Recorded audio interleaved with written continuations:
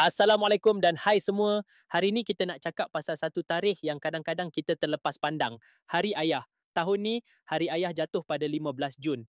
Tapi kenapa 15 Jun? Siapa yang pilih tarikh tu? Dan adakah setiap tahun sama je? Kalau korang pun tertanya-tanya benda yang sama, teruskan tengok. Kita bongkar kisah di sebalik Hari Ayah. Sebenarnya, Hari Ayah ni asalnya bermula ke Amerika Syarikat. Tahun 1909, seorang wanita bernama Sonora Smart Dot cadangkan idea untuk sambut Hari Ayah. Dia rasa ayah dia yang besarkan dia adik-beradik seorang diri patut dihargai macam mana ibu-ibu dihargai pada Hari Ibu. Mula-mula dia nak sambut pada 5 Jun, hari lahir ayah dia sendiri. Tapi disebabkan persiapan tak cukup masa, akhirnya mereka sambut pada Ahad ketiga bulan Jun. Dan dari situlah asal-usul sambutan Hari Ayah setiap tahun pada Ahad minggu ketiga bulan Jun. Jadi, kenapa 15 Jun tahun ni? Jawapannya mudah. Hari Ayah tak ada tarikh tetap. Sambutan ni berdasarkan hari Ahad ketiga dalam bulan Jun. Bukan 15 Jun secara spesifik. Contohnya, kalau tahun tu Ahad ketiga jatuh pada 17 Jun, maka itulah Hari Ayah. Kalau tahun tu jatuh pada 21 Jun, itulah tarikhnya.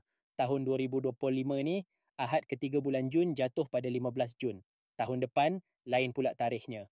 Menariknya, tak semua negara sambut Hari Ayah pada waktu yang sama. Contohnya, Thailand sambut pada 5 Disember, Hari Lahir Raja. Australia sambut pada Ahad pertama bulan September. Korea Selatan ada Hari Ibu Bapa, Parents Day. Sambut dua-dua sekali. Tapi di Malaysia, kita ikut tradisi Amerika, iaitu Ahad ketiga bulan Jun. Jadi kesimpulannya, kenapa Hari Ayah 15 Jun tahun ni? Sebab itu adalah Ahad ketiga bulan Jun, ikut sistem yang dah wujud sejak 1900-an lagi. Tapi yang lebih penting daripada tarikh ialah penghargaan.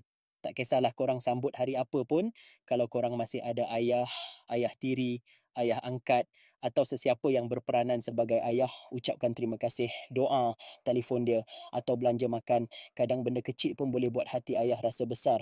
Kalau korang suka video ni, jangan lupa like, share, follow dan subscribe ya. Dan komen kat bawah, biasanya korang sambut Hari Ayah macam mana. Jumpa lagi dalam video seterusnya. Selamat Hari Ayah.